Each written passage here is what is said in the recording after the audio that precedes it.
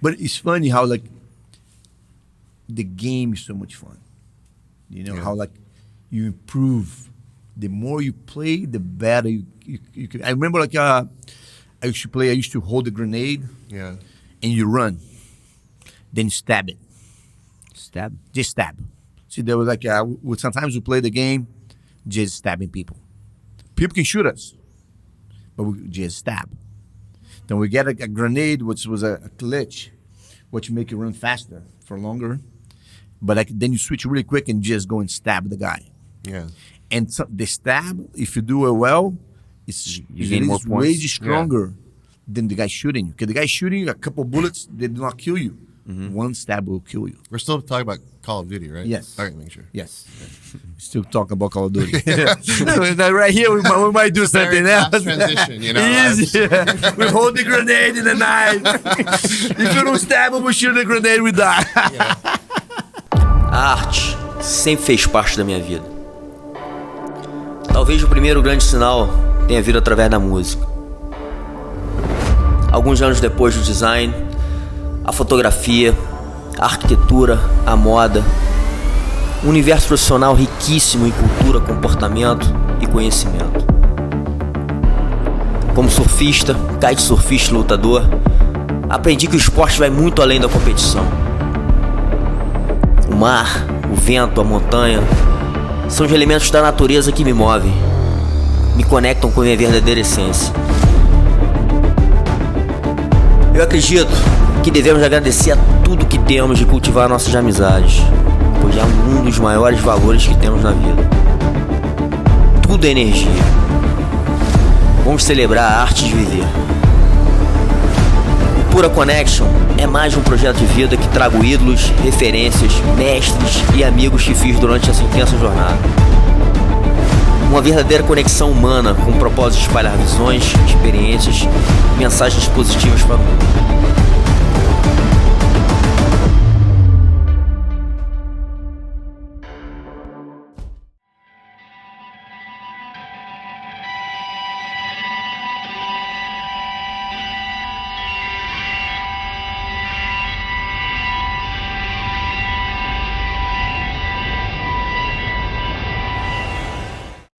Chance Glasco, big honor, man, to have you here in the show. And I just brought this. Let me turn my phone off. Sorry. It's okay. Yeah. This great master, Ralph Gracie.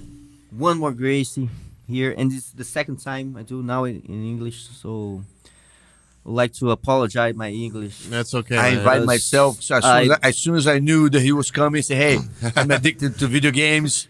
I gotta meet this guy. I gotta, get him, pick into his brain a little bit so I can try to learn." Thanks for making an exception. I speak very basic Portuguese, so feel free if it's natural. Speak some Portuguese, I'll probably understand some of it. So he will understand, he was at 70%. 70%. Porcentagem.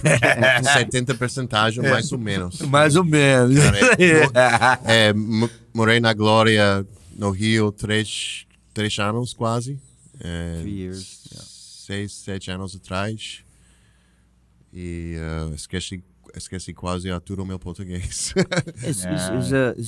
Like I said before, it's hard. It's a hard language Difícil. To learn. Yeah? Verbos pra caralho, and cara. if we don't practice, like Jiu-Jitsu, like my English, I know, but I don't practice, so it's kind of hard.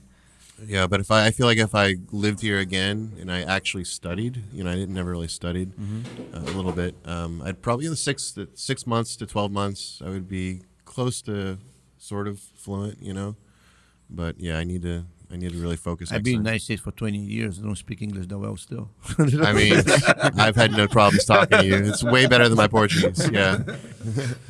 So this is a beautiful environment. It's thanks for having me out here. This is awesome. So thanks. So let's start talking about your childhood. Oh gosh. Because I heard and you had a hard childhood, right? Yeah. Kind of a crazy childhood. So I was born in Tulsa, Oklahoma. It's middle of America, right above Texas. It's one of those states where you don't know a lot of people from there. It's not a whole lot going on. It's kind of like Acre. Acre. You don't know Acre. how many people do you know from Acre? Very hard to find people from Acre. Yeah. It's kind of like an Acre, almost. But this is the second time people told me the same stuff. Yeah. Oh, you never know people from Acre. That's the second time actually someone is telling me that. Acre não existe, cara. Yeah. Tulsa, Oklahoma. My parents divorced when I was like one and a half. And had to go see my dad, and my parents remarried. And so you have my biological father and mother divorced. And then my future stepdad married my mom. My stepdad's ex-wife married my dad. Like, swap. Like, No, they swap. Yeah, total swap. Pretty cool.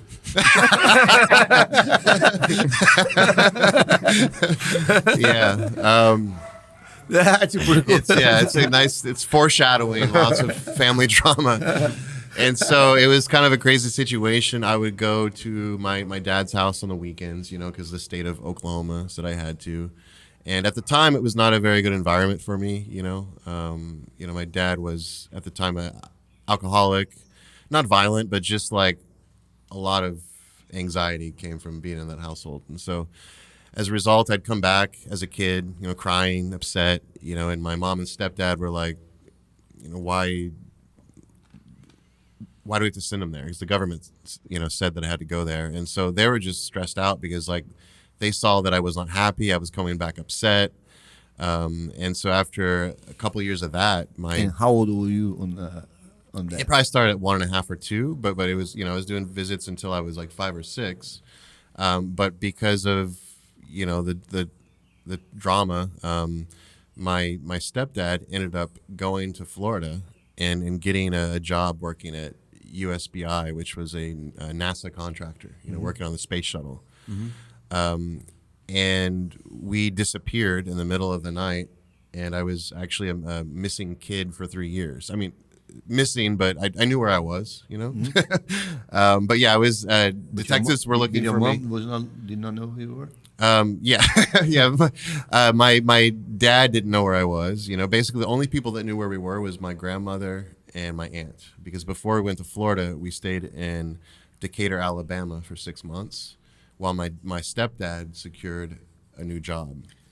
And then we moved to Florida after he secured the job. And so I was a, missing kid until I was for 3 years until I was 9.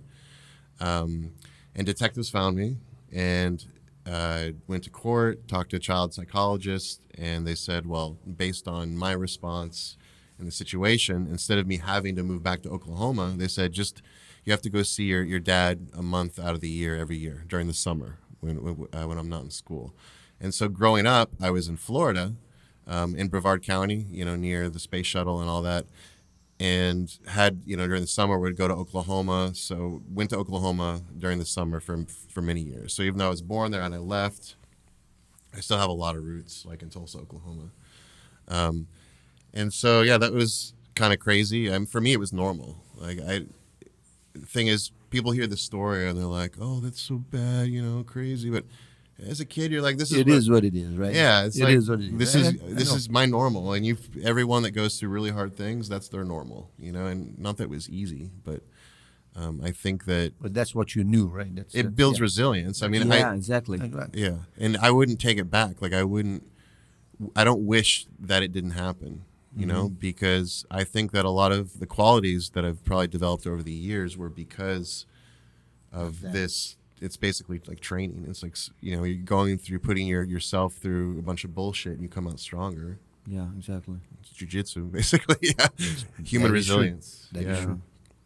And I think that experience and how I grew up, I was so used to kind of craziness, kind of like being stimulated by stuff going on, that I think that jiu-jitsu is kind of familiar in the sense that like during rolling it might not be a good experience, like I might be getting my ass handed to me, right? But then after I feel better, right?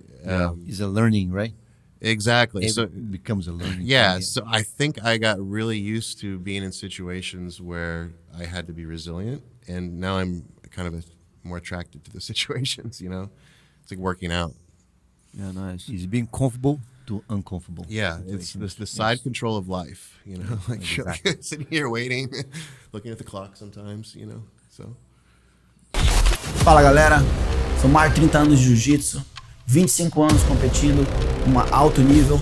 Hoje trago para você, em português, pro Brasil, a guarda diamante. Tá na hora de evoluir, resistir à pressão e se transformar na melhor versão de você mesmo. Ouça.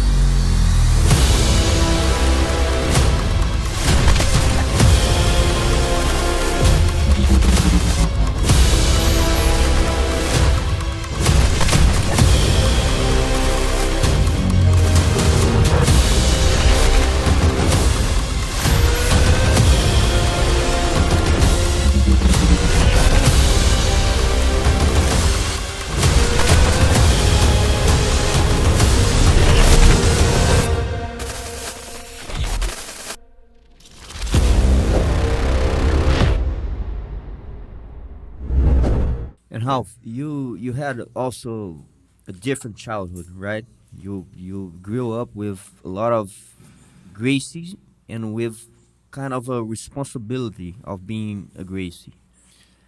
That's not true. No? No, I was never responsible to be a Gracie. Like I never was. How did I say? Oh, you gotta do this. Yeah, and we did because we like it to do it. You know, like the environment was more hostile. Like when we moved to Baja, I was around like 8 years old, and Baja was like old Baja. There was like nothing here. It was a lot of like empty lots. So it was kind of a little bit more dangerous. A lot of surfing. Surfing. Lots, yeah. And we did a lot of surfing, but when we moved here, was a dangerous place. It was like a place that most people didn't want to move here back then. Oh, you're moving to Baja. Oh, you're moving far. Like same thing. Like now, it's like about like 10 years ago, you're moving to Recreio. Recreio was far. Yeah. You know, and no one wanted to go over there. Then we moved to Baja very young. Then we were like 10 kids at the house. You know, and we always protect each other. So that's how we grew up. We grew up like my house has no locks. We have dogs. We had 20 dogs. 20 dogs. 20 I had dogs. 13 dogs. 20 dogs. We had 20 dogs, and since there's no was dangerous back then, Yeah. and there was no locks, then we have tours of dogs.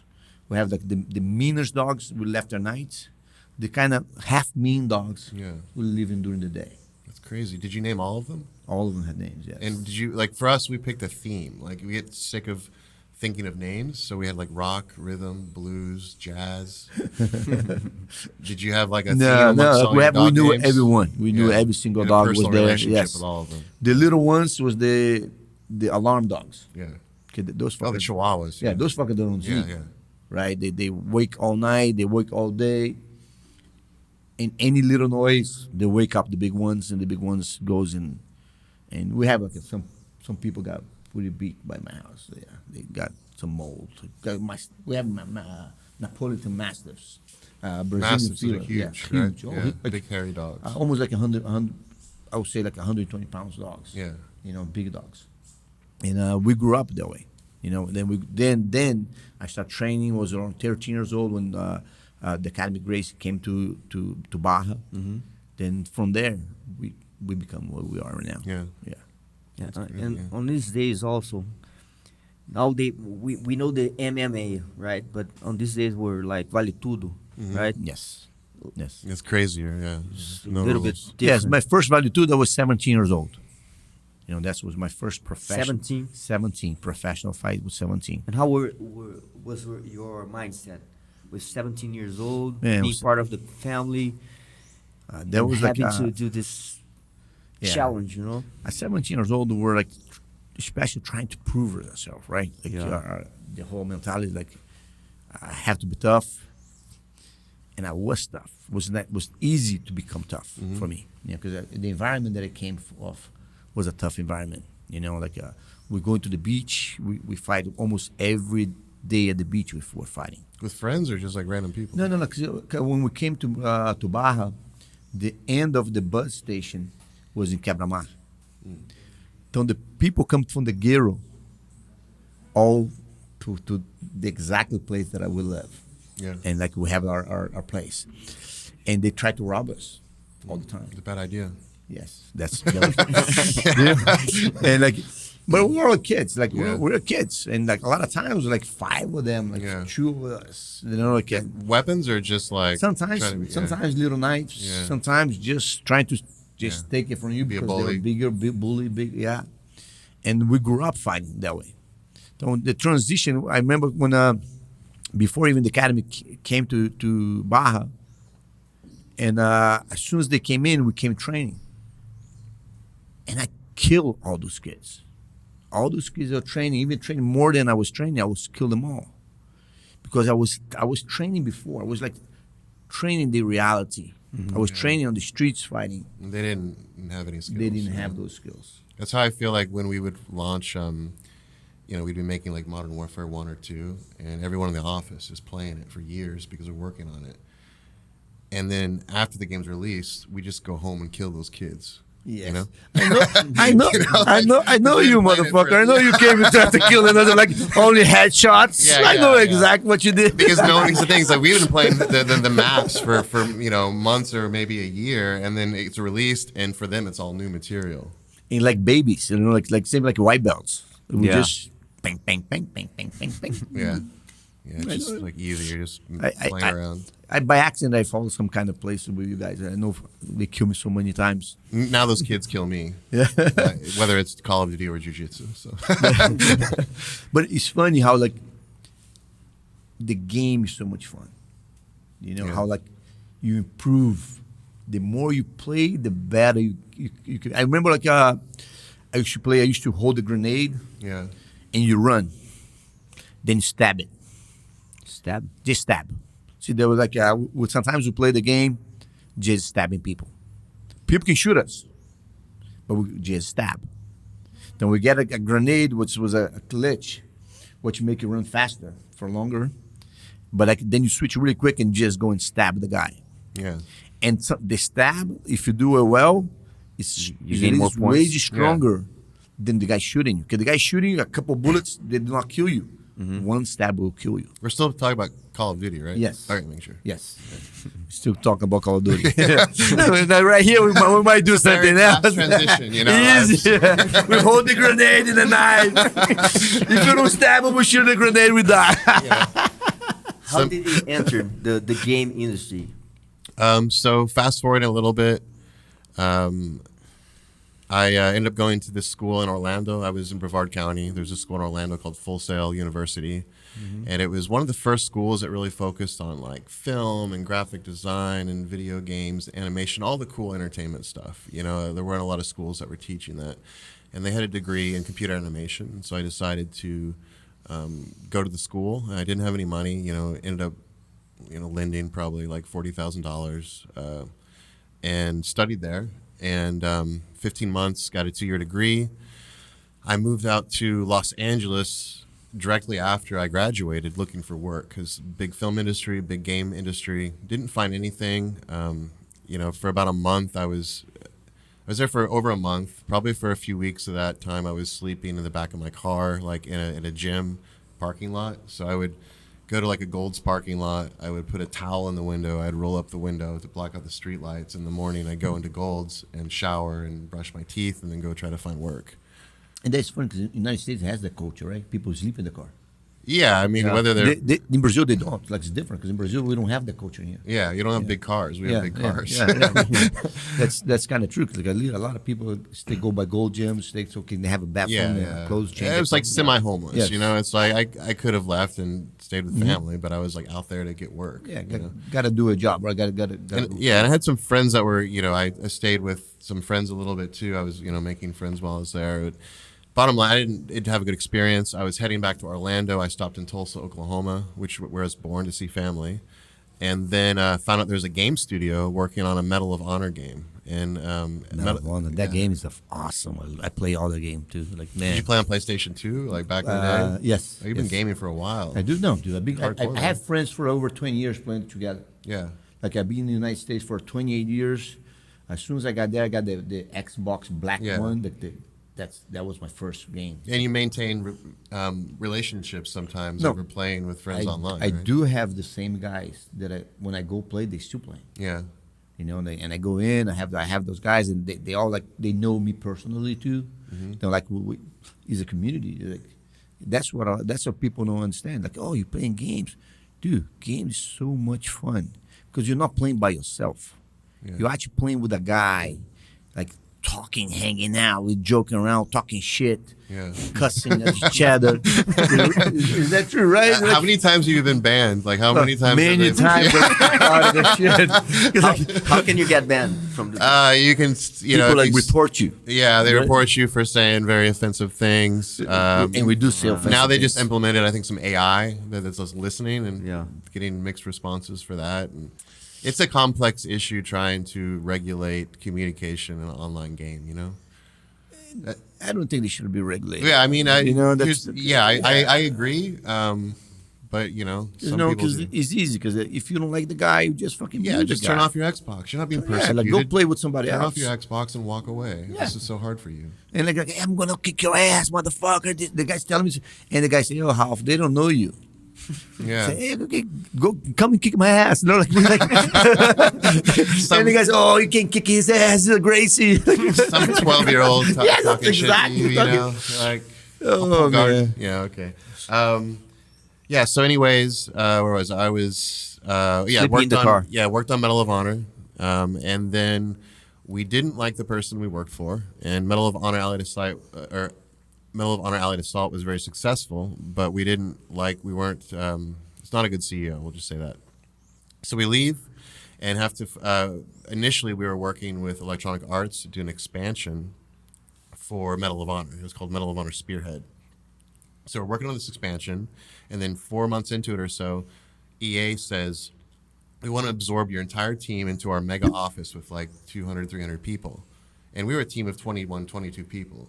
So we realized that if we did that, we were not going to have the same chemistry and magic. You know, you can't just take a bunch of talented people, throw them in a gigantic studio, and be like, a good game is going to occur. No, there's a lot of chemistry. Yeah. And so we said no, and they said, okay, goodbye. And we said goodbye, and we searched around for another publisher to make another game, and eventually approached Activision and said, hey, we want to make, or Activision said, can you give us a franchise to compete with Medal of Honor? And we said, yeah, but will you give us creative freedom to make the game we want? Because when we were doing Medal of Honor, there was a little too much input from the business people. You know, it would be like a record label telling a musician how to play their guitar or something. I already experienced that also. Yeah, with my brand. Yeah, same thing. Also, when something is successful, the record label, they just want more of the same. They Yeah. don't want you to try to make some kind of different style of Exactly. music. It's too much risk. Yeah, so Yeah. when you have a label or a record label or a publisher, we deal with the same issue: creatives versus business people. And so we said, yeah, let's make a new franchise. And so we had to start over from the ground up. You know, all the work that we did on the previous game engine, you know, we couldn't use because that was owned by EA. And we created another World War II shooter and called it Call of Duty. And this was the very first Call of Duty ever made for PC only in Tulsa, Oklahoma. We'd moved out to Los Angeles during the production of this game too. And so for most of the time we were actually in Los Angeles. And then Call of Duty 2, Modern Warfare 1, Modern Warfare 2, Modern Warfare 3, and Ghosts. And that's when I quit. I just got burned out doing the same thing for too long. And they're coming out with a new one right now too, right? If I'm not mistaken, I forgot the name. Yeah, Modern Warfare 3, which is weird. It's like they're just repeating the names of other games. It's, you know, I think as Modern Warfare 9 just sounds ridiculous. So That's true. That's true. because in Germany, that's Modern Warfare. And no. you left on the Ghost, right? Yeah, I left after Ghost. I think when you start agreeing with the YouTube comments, you know it's time to leave. The angry YouTube gamers. Yeah, I was just burned out working on the same franchise for so long. I was an animator working on the guns, so my specialty was animating the Was the guns. reloads, all the stuff with the guns. So I'd go to the shooting range. I'd rent the weapons. We'd set up a bunch of stuff we could shoot. The audio people would come out, set up mics. Animators would learn how to reload, and just try to find the characteristics in each weapon. You know. Because in a first-person shooter, the gun is your character. Really, that's all you see. That's for the true. most part. Yeah, That's true. Yeah. That is true. I used to play like the third, how to say the vision, the outside, the third person view. Yeah. I used to play that too before. You play Fortnite? I did not play Fortnite. I played a little bit of Fortnite. Yeah. My son is into Fortnite. Yeah. My son is like, he plays on Fortnite, builds those things like so fast, and that I did not get that yet. You play Xbox? I play PlayStation? Xbox. Okay. My main thing was Xbox. Yes, got you. You know, but I like the because right now you can play all like Xbox, PlayStation, all integrated to each other. Oh yeah. And what's pretty cool, like before there wasn't like that. Like you are Xbox guy, you're gonna play only like Xbox people. Nowadays you can play computer, you can play like all the different games, you can play together integrated. Yeah, crossplay. Yeah. Yeah. I don't know nothing about the games, but I know that the game industry is huge right now. Yeah, it's the Mingus. biggest entertainment industry. 3.6 billion people. Why do you play. think that? Because it's interactive. You know, like I love films. I like to relax and watch a good film. But in a video game, we're creating these little virtual worlds. You know, it's like imagine a book, right? You have like Lord of the Rings. We can read it. We can imagine in our head what But it's now like. we're in it. But now you're there, especially with like virtual reality. So it's just a deeper medium. And every medium that comes out, you know, first there was, let's say you start with like books and then radio and then theater and then movies. Every new medium of entertainment it starts out like taking from the previous medium, right? You think about a lot of theater at first was probably adaptations of books. At the beginning of games, they were trying to adapt movies to be games, but then they kind of find their own way. And I think just because the interactivity, the fact that you have to solve problems, people like doing that. It's How old are you, if you don't mind me asking? 43. I just turned 43 3 days ago. Oh, cool. Happy birthday, brother. Thank you.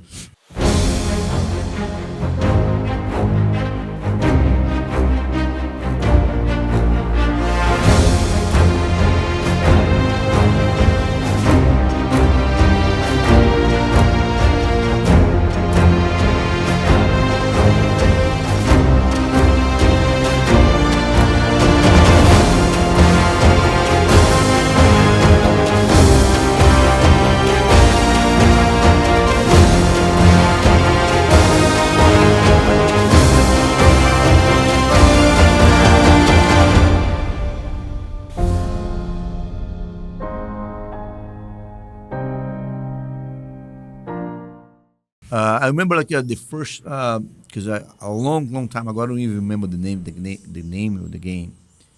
It was the first one kind of being more real that you can play on it.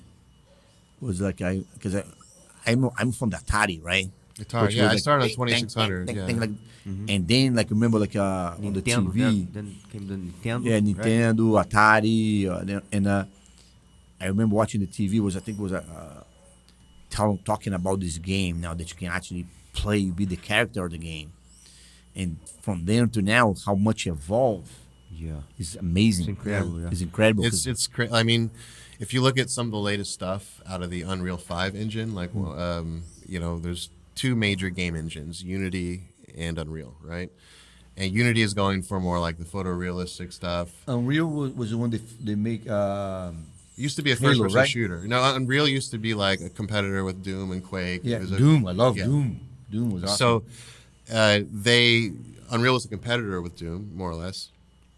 And that technology has evolved over many years. And now a lot of games that you play are made with that technology. So yeah, it's two major video game techs out there for the actual cool. engine. That's cool. But yeah, so I have kind of I got stopped by the military police on the way here. And that's what he told me when he came here. Yeah, dude, it was kind of crazy. Not crazy, it was funny. We're in Lagoa, right? We're about to get on the highway, and they're just randomly stopping people and searching vehicles.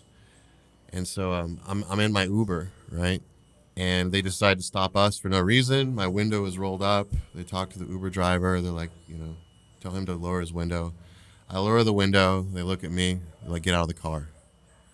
And like, okay, like, what did I do? And in the United States, you can't just randomly search people's vehicles or their possessions. There has to be a reason. Actually, right here too. If you don't want to do a search, you can. Oh, really? You can refuse the All search. right. Yeah, but it's hard. Yeah, because It's hard to Yeah. speak with. And so I have my bag with me, right? Of course, a bag with some stuff in it. And I'm like, this should be very interesting because of what's in my bag, right? I was like, this is going to be very interesting. And so he's like, asking about my wallet or asking about, information. I'm talking to him in Portuguese. And so I hand him my bag. I'm just going to give you my bag and let you search it, honestly. Right here, let's open this up. You tell me as a police officer what your reaction would be. Just zip this up here. And so he's asking about guns, he's asking about drugs.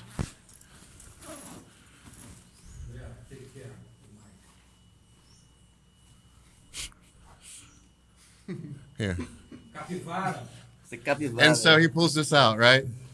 But what's special about this is confere bunda dele. T-shirt, right? Confere bunda dele. Aqui. Here?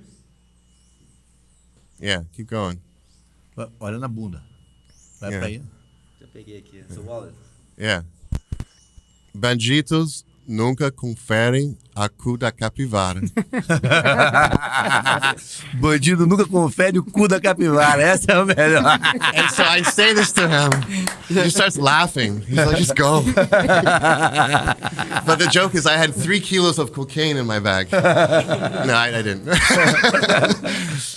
This happened to a friend of mine. He's this craziest motherfucker ever. And he said, Ralph, I got like a kilo of like weed on my car. And the cop stopped him. He comes out of the car and he said, don't come in. Don't come in because you guys going to find it. Don't come in because you guys going to find it. Yeah, is this in And the he- U.S.? This is serious. This US or Brazil? No, Brazil. Okay, yeah. Don't come in. He said, não vem que vocês vão achar. Não vem. Yeah. And the guy, go, crazy motherfucker. Go, leave, Yeah. leave. The guy just left. He said, bro, luckily they didn't come. Just being honest. He's like, oh, I He appreciate was your honest, honesty. but the Yeah. thing is, like, these guys, like, he's a character, a good friend of mine, like, and so fucking crazy Yeah. that this only thing happens to him. If it was saying they don't come, it will come to me. Yeah. Yeah. So to make a game, to develop a game or a gun from a game, you have to research a lot. Yeah. We would go to Henderson, Nevada. Because in California, it's a lot harder to get your hands on, say, fully automatic weapons. So we go to Nevada, where you can legally do that with, some supervision, and would rent the weapons, fire them as an animator, for a first-person game. The gun is pretty much your character. It's from here down. You're seeing your hands, your fingers. That's your character.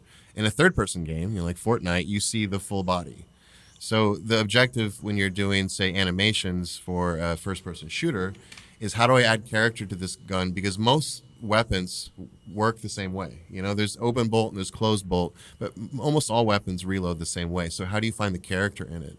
So for instance, like on an AK-47, when you insert the magazine, you can't just go straight. You have to put it in an angle, and so you're like, okay, that's an interesting characteristic. Most weapons reload, just put it straight in like an AR. This has like this very distinct angled snap. So exactly. So that's your character that you put in the weapon, right? Or the MP5 where you slap the front bolt And you put the release. stickers. You put all those like Yeah, for the visual character too. Because Yeah. you can dress your gun Oh yeah. as your own, as a thing that you win in the game, like badges. Then you put those badges on your gun. You put like, I have this design with a girl on a rocket or something like this. There's like a bunch of stuff that you can put in your gun. Then you start creating your own gun. Yeah. So as soon as when you kill the guy, there has a replay, and you shoot in your gun. What you do, you do the bagging. Sometimes you go like bag the guy, and the guys get pissed off at you because he sees you bagging him. Do you teabag? Of course. It's just north-south, right? You're just doing north-south, You don't teabag, south. That's what, because you piss the other guy up. Yeah. The guy get pissed off at you. Like he goes and like you shoot at him, He's dead, and they has the replay. He can then when you go to replay, when we go like we put in the gun on his ass, we do like all this kind of crazy shit, and the guy, you motherfucker. Then now next round, his life again. He comes after me. Yeah. Then I don't want to die because I know he's going to teabag me. He's going to give me shit. Machi bag. Huh? Machi. Machi. What's the T here? Matilhão. Machi. Machi bag. Yeah. It exists? They do bags for machi? Tem. yeah. But chá. Se chama de chá. Chá, yeah. But so you enter in the mind of the other player. You right? do. You do. You can't. This can be a strategy, right? No, it's a strategy because you get piss the guy off. The guy's going to come into you. Like then he's going to come into your area because he knows in the map already where you are. So it's like a fight. Like sometimes you kill the guy like 6-7 times. He's trying to kill you because you know where you are. You know he's coming back again in the area. Yeah. So you see, motherfucker. One time I was in this trench, right? And I have the fucking perfect sniper, everything in there, and I have this guy and I'm shooting every time I'm shooting him in the head. He comes in, but then boom, shoot, and he starts talking shit, and then I say, I'm gonna roast some marshmallows on your ass. Wow, that's a new one. I'm gonna try that one. Yeah. Like are you roasting some marshmallows over there? Said, I'm gonna roast some marshmallow on your ass, motherfucker. Wow, yeah. And like he gets pissed off because I'm start talking shit. I'm sending sometimes on the private and saying, "Hey, I got you, bitch." I understand why he's banned a lot. He's cooking marshmallows on people's asses. He's teabagging. Everyone is laughing. Like man, that's the fun of the game. Do you ever play games with your brothers? Not much. Not much with the brothers because they were not into the game. Yeah. I was really into the game. I could see Hinzo talking a lot of shit. That's true. Yeah. That's true. Definitely talk some shit. Yeah. Yeah, but man, this game world is like definitely a fun game. That's the fun world. I understand the addiction, and that's one thing that I regret letting my son play as a young age. Yeah. He was like a big part of his childhood was playing games, not going out the way I did. Mm-hmm. So this is actually, from my point of view, was a mistake for me. There has to be more control, especially if you want your kid to be outside more and more intact with people. That definitely I recommend not be early or have like some rules. Yeah, I think it's a balance. Some balance, yes. Yeah, I think there's definitely a balance, and for anyone that's watching that has kids and they're concerned that they play too much games, try to channel that energy into making games, because there's so many resources now free online. Every Unreal Engine, Unity engine for programming, for art, you can learn everything for free now, right? Mm-hmm. And so if you can take that excitement about games and say, hey, if you made a game, what would you want to make? That's verdade. And then you kind of give them the tutorials, you kind of put them on that pathway. Because nowadays you cannot say, oh, you're going to be a bum. You're playing video games all day long, you're going to be a bum. No, actually, if you play video games all day long, you can become a fucking champion of video games and make really good money doing that, right? And for me, not for everyone, but for me, I was playing a lot of games to get outside of my home life and what was the drama and the, things going on there. I could kind of put my mind on something else and focus on that. And for a moment in time, be somewhere else. Which is also, jiu-jitsu is kind of the same thing. Yeah. It's hard to think about all the bad things in life when someone's trying to kill you, That's true. Yeah, so. See, I always think when you train jiu-jitsu, like same thing when you jump in that really cold water. Yeah. You cannot think of nothing about the cold except the cold. Yeah. Same thing jiu-jitsu. You can only think about jiu-jitsu. You cannot think, I have a problem outside. Yeah. Because you don't have the time to have problems. Yeah. Because you hear like straight combat, straight training. So it's like almost like you turn yourself off of this life, what you have problems. Yeah. Mm-hmm. And when you walk into the mat, all those problems goes away. Yeah. You are 100% present at that time. Yes. And this is very good for your mind, right? You are 100% present in the game. This is very good for your mind, right? Exactly. Because I don't see like anything that you do that you like in a normal mind that you disconnect from your problems. Yeah. We only disconnect when you have a lot of fun, Yeah. or when you have a lot of jiu-jitsu, or do something like that. And I think after you stop training, you go home, you just feel better. You're more relaxed. You can make better decisions because you're not making decisions based on being stressed out. That's true. That's true. Yeah. So, that after effect lasts a while, And how did you connect with jiu-jitsu? Yeah, so started watching Pride and Dream with designer and artist at Infinity Ward. And, I had known a little bit about, early UFC, Royce's fights. But I'd, seen a little bit of that when I was younger. I didn't really spend much time in it. And so there it was, Pride and Dream had a lot of good grapplers, a lot of good Japanese grapplers, and a lot of good, amazing Brazilian fighters too. And I was just super impressed or just interested in how a lot of the fighters looked like, relatively normal people, not gigantic, and they're beating people that are larger and stronger.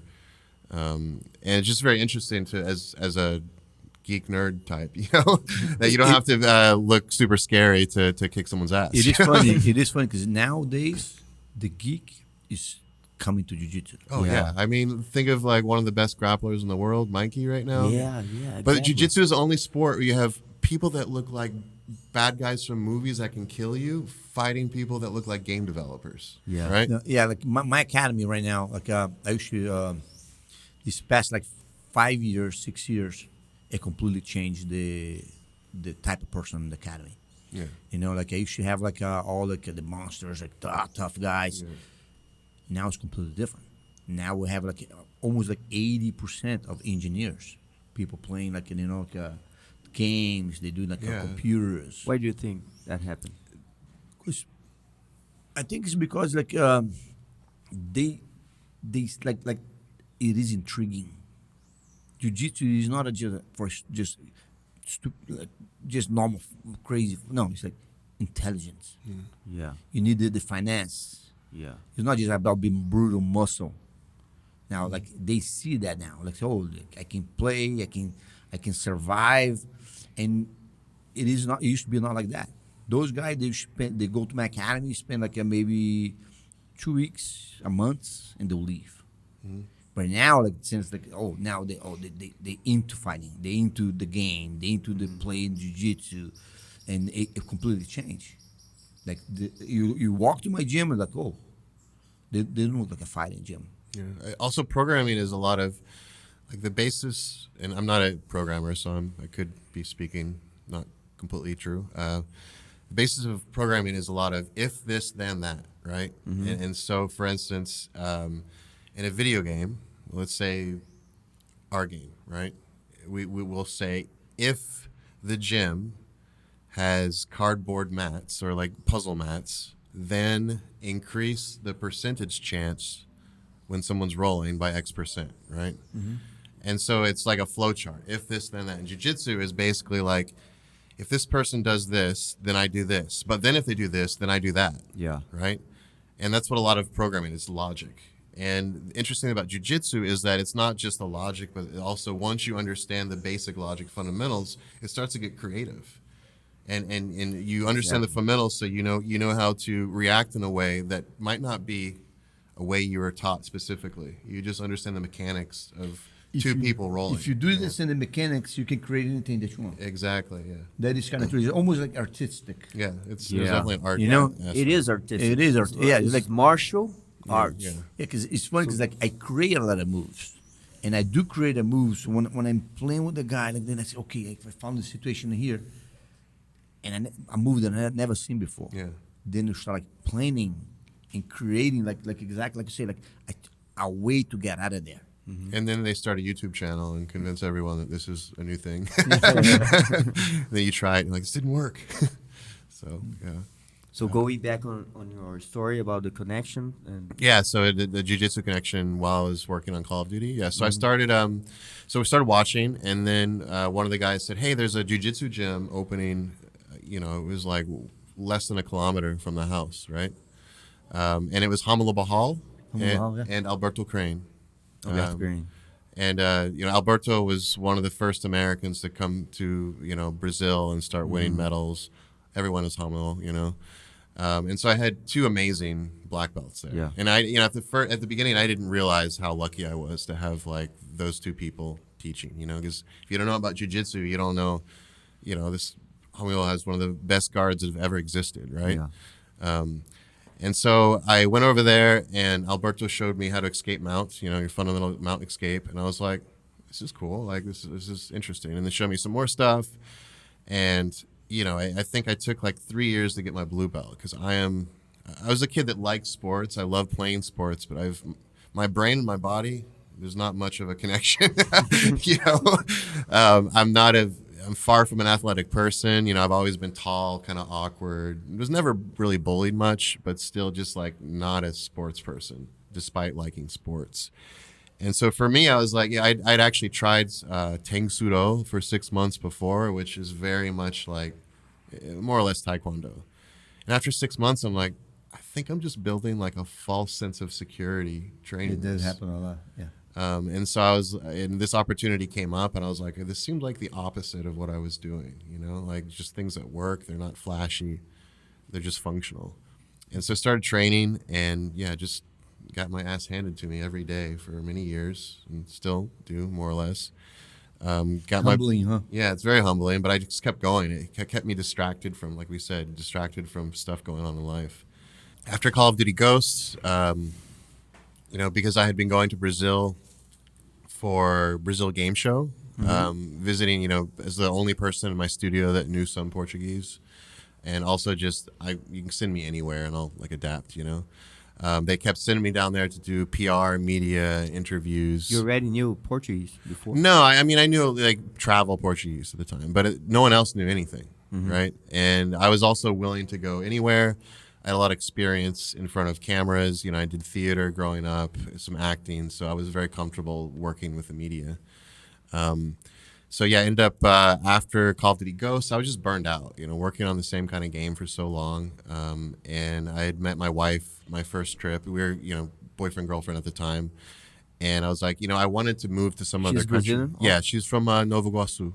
Oh, nice. Yeah, That's why I got his Portuguese good. Yeah. Yeah. Well, Love. we only speak English at home. Love in Portuguese. we only speak English at home. When we were here, it was pretty much all Portuguese. But I was like, if we don't change, you're never going to learn English. And English is more useful than Portuguese. Yeah. So everyone, Very much. the whole world speaks English to some level. That's true. And so that's why my Portuguese isn't as good as it should be, because we switched over. But anyways, decided, you know, I wanted to live in another country. I wanted to not have to stress too much about money, but I wanted it to be like an actual major city. And so my experience in Rio was very positive. I had some friends here outside of my girlfriend as well. And I was like, I think I'm just going to go to Brazil. And I hadn't trained. I'd stopped training. I didn't completely stop training, but it'd been like 5 years of just barely training ever. You know, I was a forever blue belt for a time. And I was in Brazil. I was like, I got to start training jiu-jitsu again. I have no excuse. I'm going to regret not training if I live here. That's true. So I went to Nova União, upper, and I was there for 3 weeks, and then I get injured by a 15-year-old blue belt who did a Americana so fast, I just couldn't tap fast enough. And my shoulder was just bad for like a year. And the lesson I learned from that is if you're approached by someone who's had their black belt for 10, 20 years or a 15-year-old blue belt, always roll with the black belt. That's true. Yeah. Because I had that choice. And I was like, well, my thought process at the beginning was, there's no way I could ever do much against a black belt, which is true, but he's going to take care of me. Yeah. The 15-year-old blue belt is like, oh, who's this gringo? He's trying to prove himself. Yeah, he's trying to prove himself. So I was out for a while and ended up in Sao Paulo for like the 6 last months of me living in Brazil, and I trained at Team Fabião, which is a bearing school near Parque Ibirapuera, Ibirapuera Shopping. And I like that gym because it was, I don't know, I'm a casual when it comes to jiu-jitsu. I'm not a competitor. And You're into jiu-jitsu to have fun. have fun and learn, be healthy. Of course. To learn some It's self-defense. more like a lifestyle instead of like being a fighter. Yeah, I've never had that like, oh, I gotta go win a fight. Like I tap early, I don't get hurt. But yeah, I've always, more than a super casual, but definitely not a competitor. Right. And so, yeah, I was training a little bit at a school in Sao Paulo, and then ended up moving back, had a virtual reality startup for a bit, left that, and then decided, like, I want to just, I make games, that's what I do, you know? And then the VR startup was like virtual reality conferencing, like Zoom for VR, which is cool, but, you know, I'm a game developer. And I've always wondered, you know, why hasn't there been a game like Roller Coaster Tycoon, you know, like The Sims, about martial arts? And for me in particular, Jiu-Jitsu, you know? And as you spend a lot of time on the mats and you're a game developer, you start to see a lot of things that are going on that would be great for game design, you know, things you could put in the game, situations that you're dealing with.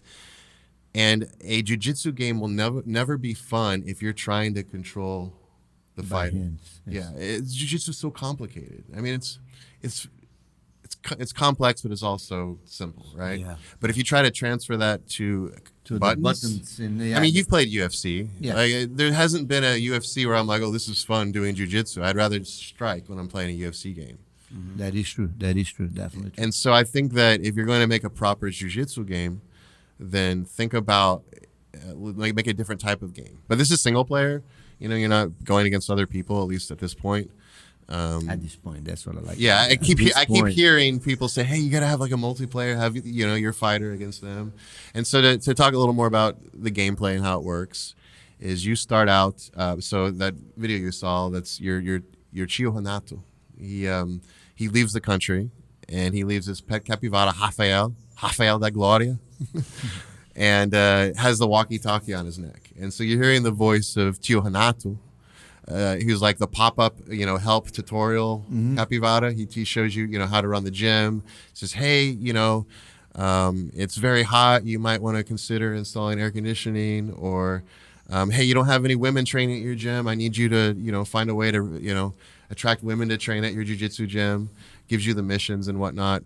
And so you have these random characters, and you're in Moho Santo Amaro, and these NPCs, non-player characters, they come up. And they have a bunch of different information about them. You know, their abilities, their strength, their agility, their endurance. And then they have something called a life path. And this is like their history. This is a little story about what they did. Mm-hmm. So for instance, we have, you know, as a child, as a teenager, and as an adult. So as a child, it might say this person was an orphan, right? And then they become like, you know, adopted, and they're part of like a social project or something. And then as an adult, maybe they're a taxi driver, right? And all these life experiences contribute to something we have called traits. And traits are character traits, right? And if you think about jiu-jitsu, it's a lot about trying to improve your traits as a human, right? And so they come through, and you might have someone who's, you know, for instance, strong, athletic. They seem like a great fighter, but they have a bully trait. Well, what does that mean? Well, if you have a bully in your gym, they have a greater chance of injuring other people at your gym. So you're like, this guy could be a world champion, but he might injure a bunch of other people along the way, right? Or like I said, the situation with like, you know, sometimes it's hard to get females to train at a jiu-jitsu gym. Yeah. And so you're given this little mission, like, hey, try to get 7 women signed up for your gym. And so you have to think, okay, how would I attract females to a jiu-jitsu gym? Okay, well, first off, make sure it doesn't smell bad, you know, make sure it's clean.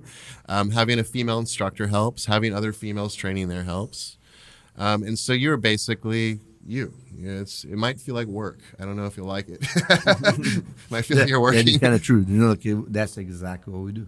Yeah. And it's basically as a game like Roller Coaster Tycoon is a theme park building game. This is more like a character building game. A little less focused on the building because a gym's small. You know, bathroom placement doesn't matter so much in a gym versus like a giant theme park. And so these characters come in and they have things that they need to fix with themselves, right? And so you want to get this bully to stop being a bully, right? And so you're trying to remove this negative trait and maybe introduce some positive character traits. While you're doing this, you have to deal with economics, right? You have to deal with, make sure you pay for your electricity for your gym. You have to have a place that you're renting every month that you're paying for. But at the beginning, you're just training on the laji. You're paying your neighbors to use their laji. You make a bridge, and now you have more space for mats or for workout equipment, right? And Lucas, he comes from a very humble place. And as the game progresses, you make more money. You start opening academies in better areas. So, for instance, like by the end of the game, you might have an academy in Ecuador, or like Ipanema or Baja, where there's more money. So different clientele are coming through, and these people expect a nicer, fancier gym, while people that say live in a favela, they just want to train. They can deal. Like I was just in Dona Marta yesterday. Did a fundraiser to get. We bought 64 gis for 4 different social projects, and then Shoyo donated about 12 different gis as well. So we bought 64 from Brazil Combat plus Shoyo. And so I visited 4 different projetos sociais here of Jiu-Jitsu, and handed out the gis. And like I said, in Dona Marta, they didn't have electricity. They're training in some guy's house, like literally someone's house on the bottom floor with the puzzle mats, and they don't have electricity right now. They need to faz gato. Eu não sei como eles não têm gato. Yeah. Yeah, it's Pô, tudo aqui é feito no gato. so that's like, for instance, how do we add culture, add like, very Did you real. put the gato on the game? Se você não tem eletricidade ou dinheiro no jogo, você pode fazer gato. Entendeu? Esse jogo é carioca, porra. Jogo muito carioca. Carioca Pra caralho, pô. It's interesting that you bring that cultural aspect from Jiu-Jitsu, from the Brazilian Jiu-Jitsu. Yeah. Because I lived in Gloria, Gloria is not Leme, it's not, Yeah, this is a reality in our, it makes part of the history of Jiu-Jitsu, right? And That's true. Yeah. we have And many cases of many kids that grew up in these conditions, and they became like world champions or and now they're academy teaching in the United leaders. States. Yeah. I was in Mongolia a little while ago. Mongolia. Yeah. And I do have a project. For barbecue or? No. Real Mongolia. we did eat the barbecue too, right? Yeah. But like, we have a social project over there. Yeah. We have about 150 kids. Wow. Yeah, and they don't have water In Mongolia? in Mongolia. Water? Yeah, they don't have water. The water, the way, and they build this building with no water. Yeah. The kids come from their houses with like this like 2-3 gallons of water, so they can put in so they can do the flush in the toilets. And one thing that it is cool with social project is they're really poor, but like if they do really learn jiu-jitsu, they can gain the world.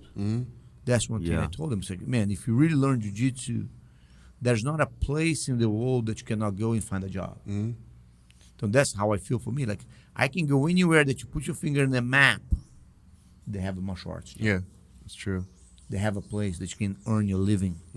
And this is like very strong. It's not every martial arts. It's not everything that you do. Even in schools, a lot of times you learn a trade, but sometimes that trade is not strong enough so you can earn your living. Yeah. With jiu-jitsu, like in Abu Dhabi, I have over 800 Brazilians teaching jiu-jitsu and making their living. I go to Mongolia. 800 Brazilians in Abu Dhabi? Yes. Wow. 800 Brazilians or more. Yeah. Okay, like in GS Jiu-Jitsu, and they earn the living. Like with Jiu-Jitsu, you can gain the world. Like there's no like Location, there's not many places you can go without a gym. Exactly. You can always find a way to earn your living. And actually, this job that you're doing right now with the game can almost like replicate the reality. Yeah, Of exactly. Of the that, people from neighborhood, from the ghetto, be able to go to Ipanema, to Baja after they learn and they build the projects, And it's almost kind of reality. Yeah, and this is another thing that Jiu-Jitsu has, because they insert like people from many different cultures or status, social status in the same environment area, right? That's why this city is so amazing, honestly. I grew up, lower middle to poor, Lived in a double wide trailer with 13 dogs. We talked about this. And for me, like, in gaming, you're dealing with people that are typically upper middle, rich, people with really good educations. There's plenty of exceptions, but in general, compared to what I grew up with, much more educated people. It is But I feel expensive, right? Yeah, but I feel comfortable around. It's weird. I don't understand it, but I am more nervous in Orlando on a bad street than I am next to a favela in Rio. And I think it's because in America, someone might just stab you or shoot you because they're crazy. Here, it's like, give me your money, and they leave. You know, and I'm sure this still happens, but in general, it's like a little more simple. You know, if you're gonna get assaulted here, it's just a transaction. It's for something. Yeah. Right there, That's like right. people like will hurt you because they want to hurt you. Yeah. Just because fuck, I'm gonna hurt you, motherfucker. That's it. So I didn't think I'd feel safer here, but it's I probably shouldn't. You know, I probably statistically am probably in more danger here, but for whatever reason. But I don't believe. No. You know, cause like the way I see it is this: you're an American. Yeah. If something happens to you here and what's come kind of bad, the police go after. Yeah. If something happened with the Brazilian, they don't give a shit. Yeah, I see. So You as understand? a tourist, it looks So bad. as a tourist, you actually almost like an ATM machine walking. Yeah. You know, like if they're gonna do something to you, it's just for your money. Yeah. They're not into, I'm gonna kill this guy, this white guy. Mm-hmm. They don't think that way. Yeah. You know, so if I kill this guy here, most likely I'm gonna have some trouble. Mm. If I really like hurt this guy here, Yeah, they're really gonna. Yeah, because they care about the image of. Yeah, because they want to see the tourists have Keep fun coming. with you, keep A coming. lot of the money Sure. here is from tourism. Yes. Yeah. So. You know.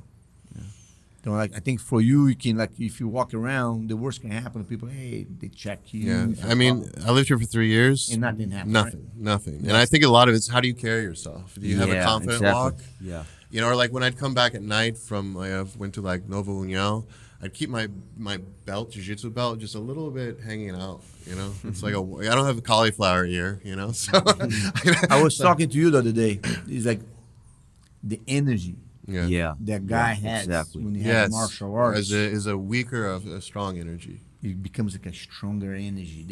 You walk a little bit different. And Banjito is a professional at detecting, is this a weak person or Yes. is this a... Oh, it's all, like a lot of, like one time I was in the bus, like got in a fight and I pushed like 4 or 5 of them. Yeah. And I came in really strong and they did not fight me. Yeah. They don't want to fight. Because they saw like, oh man, this guy must have some other guy Yeah, with yeah. him. There's something with him that he's not afraid. Mm-hmm. Then what it is, they go, he might have a gun. They didn't have nothing. But since my energy was so strong going after them, they didn't want it. Yeah, they don't know. Maybe you have a gun, you know? Exactly. They might. He might be backing up by something because, like, as 4 of us, there's only 1 of him, and he's still coming in here, still give me shit. Yeah. They're like, hey, so let's leave the guy alone. You know, Yeah. let's pick another one. And that's pretty much, I think, Yeah. what's happened with you when Yeah. you're walking. I've only had to use jiu-jitsu like once on the street. And, I mean, physical jiu-jitsu. Like, I think there's many times where I've dealt with situations different because I felt more confident if something happened. Mm-hmm. But as far as physical confrontation, used my jiu-jitsu once on the street. Here? And, no, it was in Hollywood and full of lots of people that have mental illnesses. Because like the thing is, like in Hollywood, San Francisco, Yeah. a lot of the homeless, they are homeless because of drugs, mentally ill, becomes mentally ill, right? Becomes like all sick of the head, like schizophrenic. Yeah. So a lot of people, they do like crystal meth, they do heroin, become like schizophrenic. They hear voices, they you know, he's talking to me, he's telling me to kill you. Yeah, that's more or less what I was. And it's not a Right. impressive story. It was a crazy woman, right? And jiu-jitsu helped her more than helped me, because I was walking with up, you know, the famous Hollywood sign, Of course, you know, of and the street that goes right up to it. I tried to climb the shit. Yeah, you didn't make it. I didn't make it because it was like a siren. Like closed? siren. Oh, it was too late. You are in the control zone. Go downstairs, otherwise I'm gonna give you a fine. Wow, I didn't know that Like, existed. They do. have like people watching. They do. I was climbing that thing. Me and my wife were climbing this thing, and I'm pissed off at her because she was like talking too loud. She was afraid. She shut the fuck up, be quiet. Yeah, And she like making a scene. And pretty soon like, wow. Hey, you guys go down. You're not allowed to come Wow, over here. that's crazy. We're gonna find you. All this shit. yeah. So I'm walking up that street, you know, that famous street, and I'm with a friend of mine who is a blue belt coach. You know, helped with the kids. You know, very solid, fundamental blue belt, and then his cousin. and they're both Filipino, right?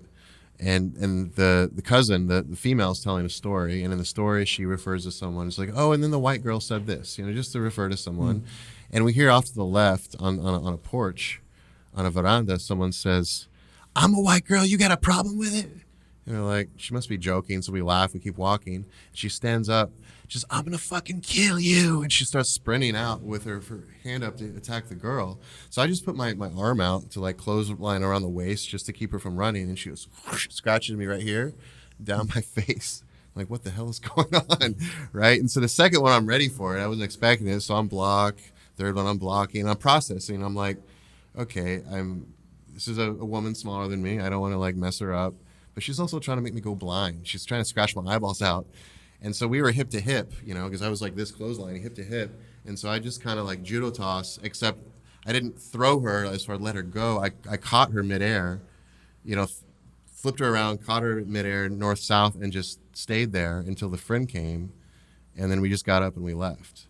But if I didn't know any jiu-jitsu, I would have just knocked her out because I wouldn't know what else to do, And I had every legal right to do that.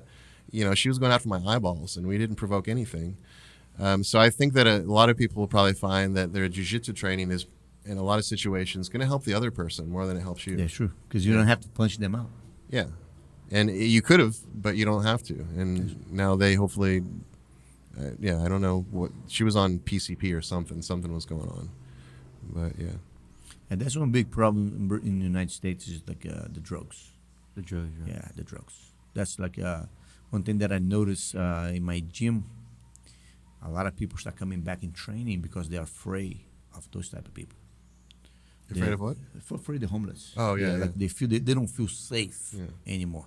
Like I've been there for 28 years. When I moved in, it was safe. That's a new scenario, right? It wasn't like that. No. Not new, but This is about like 5 years, 6 years, Increasing? 6 years. That's the scenario came in about 6-7 years. They start changing a lot.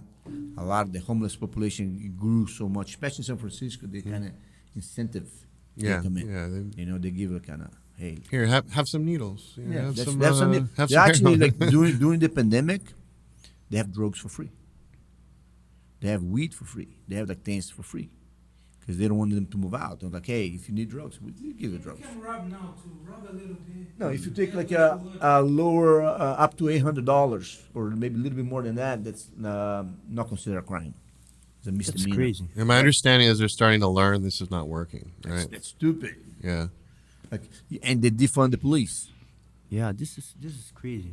See, a little. San Francisco is a little bubble of thought where they think like they're ahead of, I mean, not everyone, but in general, like it's something, because I'm from Oklahoma, the Midwest, a very red state, red as in Republican. Yeah.